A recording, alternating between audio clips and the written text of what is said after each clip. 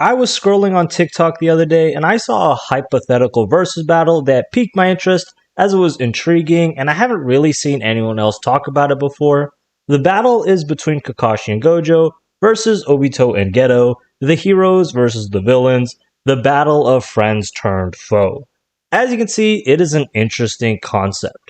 Next matchup, I say Gojo and Kakashi stomp on the depressed duo. It isn't even remotely close. This fight would quickly turn into a 2v1 and Obito would ultimately lose. As you can see, the TikTok creator concluded that Kakashi and Gojo would come out on top, and to be honest, without putting any thought into it, I just implicitly agreed, and looking at the comments, it appears everyone else did as well, since no one really protested, but after letting it stew in my mind and thinking about it, I came to have serious disagreements with that assessment.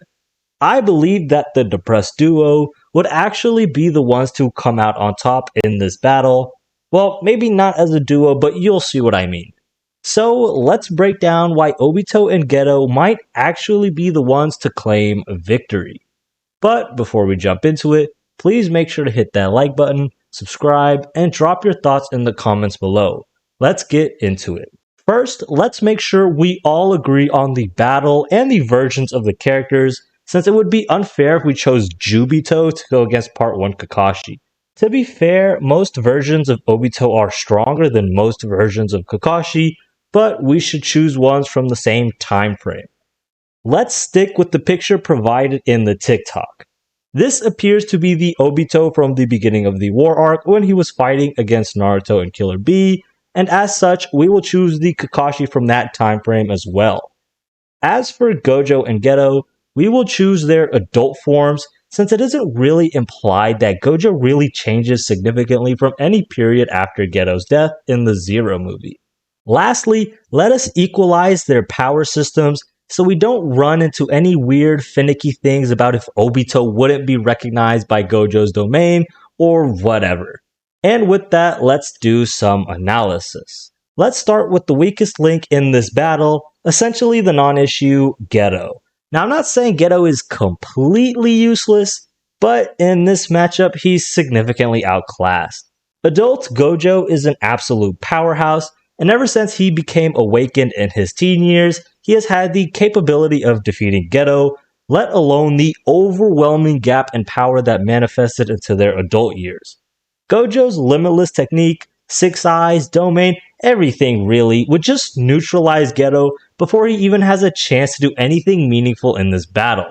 Quite frankly, Geto would be the first to fall within this battle, leaving Obito to have to clutch it up for the team. So, for the sake of simplicity, let's consider this a 2v1 scenario with Gojo essentially removing Geto from the equation. Now with Geto out the picture, we have Kakashi and Gojo versus Obito, but this battle is far from straightforward. It may seem that Obito is on the back foot, but he really isn't. One major point to consider is the disparity in speed and power between the world of Naruto at this point in the story and Jujutsu Kaisen.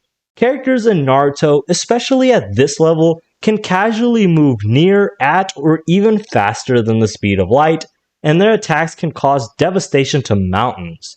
On the other hand, the strongest Jujutsu Kaisen characters, while incredibly powerful, are generally limited to speeds that range from a few times faster than the speed of sound to the speed of lightning and can destroy only specific sections of cities. This speed and power differential means that Gojo's combat, while formidable, is less effective against someone like Obito, who operates on a whole different level of strength and speed. I don't even believe that his Hollow Purple would have enough potency to kill, even if he did somehow manage to hit him with it. The only thing in Gojo's arsenal that could kill him is his domain, but again, he would need to be capable of landing it and keeping him in it in the first place, and considering Obito's speed and Kamui, it's quite unlikely. Speaking of which, let's focus on Obito for a moment. He's equipped with the Mangekyo Sharingan and the Rinnegan, along with control over 6 reincarnated Jinchuriki. In the canon series, Obito with this arsenal was such a formidable opponent that it took the combined efforts of Kakashi, Guy, Bee, and Naruto to even be able to stand a chance against him. Even with that, they would have lost to Obito if it wasn't for Naruto's newly found bond with Kurama to create his new form that turned the tides of the battle. Given this and Gojo's inability to keep up with these powerhouses, Kakashi alone doesn't stand a chance at all against Obito. The raw power and versatility of Obito's abilities far exceed what Kakashi can handle, meaning that while Gojo is left behind or even preoccupied by a few of the Jinchuriki, that Obito would kill off Kakashi in the battle. Worst case scenario, Obito could even manifest the Ten Tails for even more potency, however, I believe that would be serious overkill. Now this brings us to a 1v1 between Gojo and Obito. To be fair, I do believe Gojo would survive a while due to his teleportation and infinity, keeping him practically safe from the attacks of the Jinchuriki, or even in some cases of Obito's attacks. In fact, you might even think that Gojo's infinity would be the ultimate defense against Obito, but Obito does have some tools to counter this. His Kamui is an ability that transports him into a different dimension, meaning he can move past Gojo's infinity and land lethal strikes with his overwhelming power. Additionally, Obito's Rinnegan gives him absorption abilities that could potentially temporarily remove Gojo's infinity long enough for Gojo to be struck.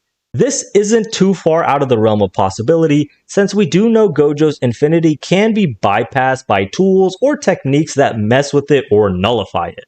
While Gojo's teleportation and infinity make him incredibly difficult to hit, Obito's dimensional manipulation and absorption techniques could provide him with viable counters that could very well tip the scale in Obito's favor and secure him, and by extension his team, the victory. In conclusion, while Kakashi and Gojo are undoubtedly powerful, the combination of Obito's overwhelming strength and his ability to counteract Gojo's techniques makes Obito and Geto the likely winners in this 2v2 scenario. Kakashi's inability to handle Obito on his own and Gojo's vulnerability to Obito's abilities creates a tough battle that ultimately favors Obito and Geto. Well, really Obito, but you know what I mean. That is really all I have for you today. If you enjoyed this video, don't forget to like, subscribe, and share your thoughts in the comments. Do you agree with my take, or do you think Kakashi and Gojo have a hidden advantage I didn't consider? Let me know, as I'd love to hear it. With all that out the way, I hope y'all have a great day, and peace out.